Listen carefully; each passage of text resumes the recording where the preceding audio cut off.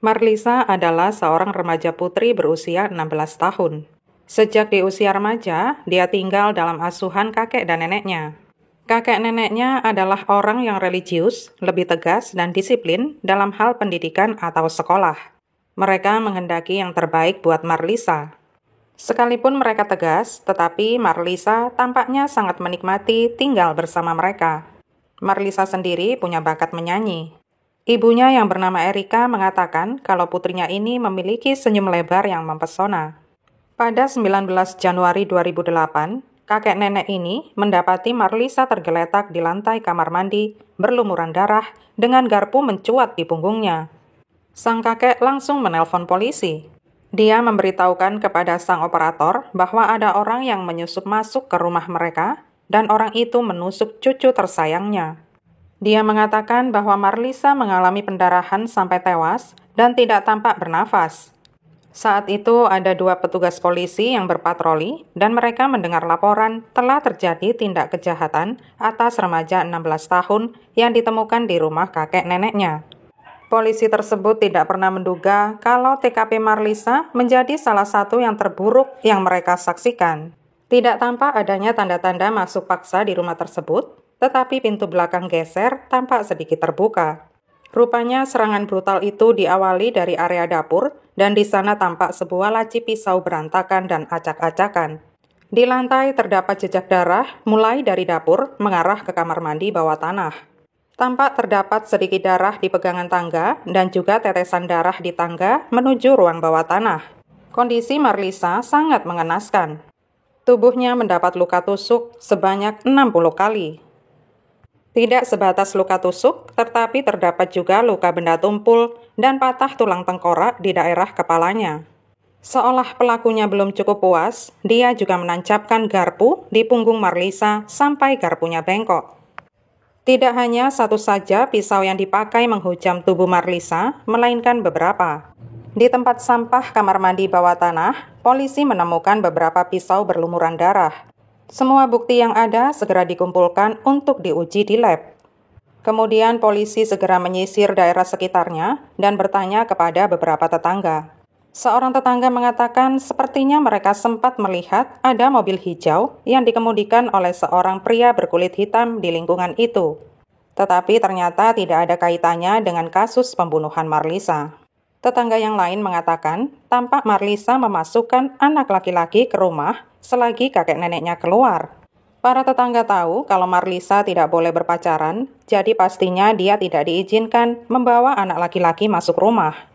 Polisi mendatangi teman terdekat Marlisa, yaitu Sarai, yang mengungkapkan bahwa Marlisa menjalin hubungan dengan seorang anak laki-laki bernama Wilkins.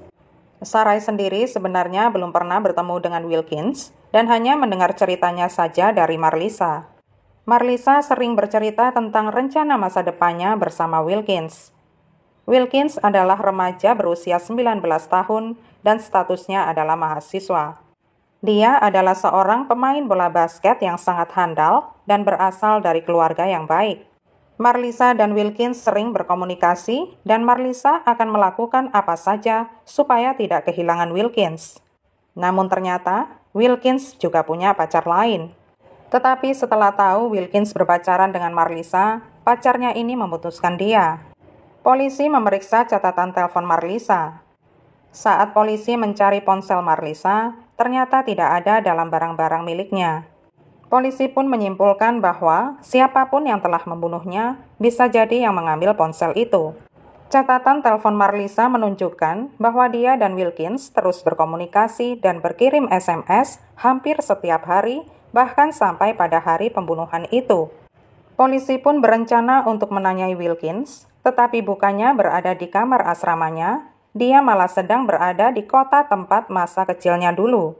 Surat perintah penggeledahan asrama pun didapatkan. Di sana, polisi mendapati beberapa pakaian dan sepatu kets di belakang tungku. Kalau dilihat sekilas, pakaian dan sepatu itu tidak berlumuran darah, tetapi kenapa harus disembunyikan? Barang-barang ini langsung dikirim ke lab. Dari kakak Marlisa, polisi mengetahui kalau Marlisa mendapat ancaman dari Wilkins. Dia pernah mencuri dengar percakapan telepon mereka, dan di media sosial juga ada ancaman-ancaman itu. Polisi kembali berbicara dengan Sarai untuk mencari tahu lebih lanjut tentang hubungan Marlisa dan Wilkins. Akhirnya Sarai buka mulut dan mengatakan bahwa Marlisa mengatakan sepertinya dia sedang hamil dan Marlisa ingin mempertahankan bayi itu. Padahal konsekuensinya sangat besar dan dia tahu itu. Marlisa mengundang Wilkins ke rumahnya pada 19 Januari sewaktu kakek dan neneknya keluar rumah. Kakek dan neneknya sedang pergi menghadiri pemakaman sahabat mereka. Lagi pula, mereka tidak tahu kalau Marlisa punya pacar dan pastinya tidak akan menyetujui kalau tahu Marlisa berpacaran dengan Wilkins. Polisi masih belum memiliki bukti yang memberatkan Wilkins.